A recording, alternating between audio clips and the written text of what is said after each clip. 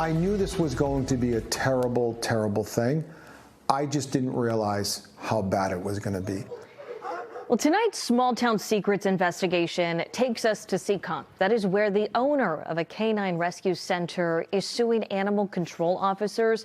And this all coming after they showed up on one day at his property to perform an inspection. As NBC 10 investigator Ryan Kath explains, the lawsuit accuses the town employees of worsening the PTSD symptoms of service dogs.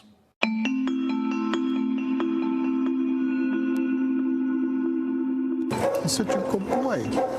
James Lamonti says it took months for Hulk, a former K9 with the Mass State Police, to trust him enough to get this close. Yes, that's my good boy.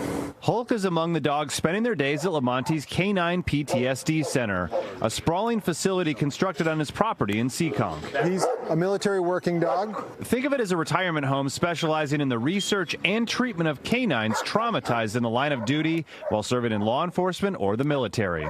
So we take them in as a forever home here, and then we treat them for those conditions so that they can live out their best life here. So this is one of their medals. Lamonti opened the center in 2018 and has expanded it along the way, adding other amenities and layers of security for people on the property.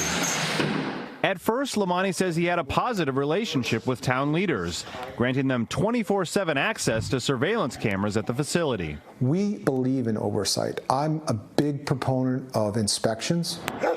But Lamonti says things changed when a new animal control officer took charge and seemed unwilling to follow his rules about what type of clothing visitors could wear at the center. And her exact words were, "Cut the crap, Jim." She shows up here with uniformed police officers, 2 of them, 2 uniformed animal control officers, 3 police cruisers, in order to conduct an inspection. What was your reaction when they showed up like that?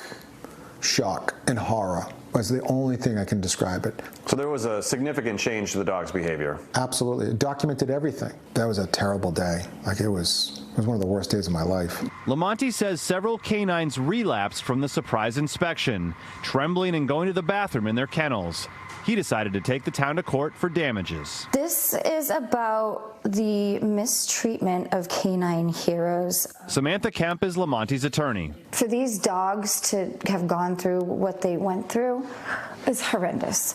We tried multiple times by phone and email to get a hold of folks at Seekonk Town Hall or here at Animal Control, but we're only told because of the pending litigation, the town would have no comment. So, like humans, is it possible for canines to experience symptoms of PTSD? As far as I know, I was the first person to identify it. Dr. Nicholas Dodman has worked at the veterinary school at Tufts University for more than 3 decades and says the diagnosis is now recognized by the U.S. military for canines that served. Any of the things that can occur to dogs, any trauma or terrifying experience can trigger it. It's not just dogs of war. What are you hoping to accomplish from this lawsuit? Public awareness. In Seekonk, Ryan Kath, NBC 10 Investigators.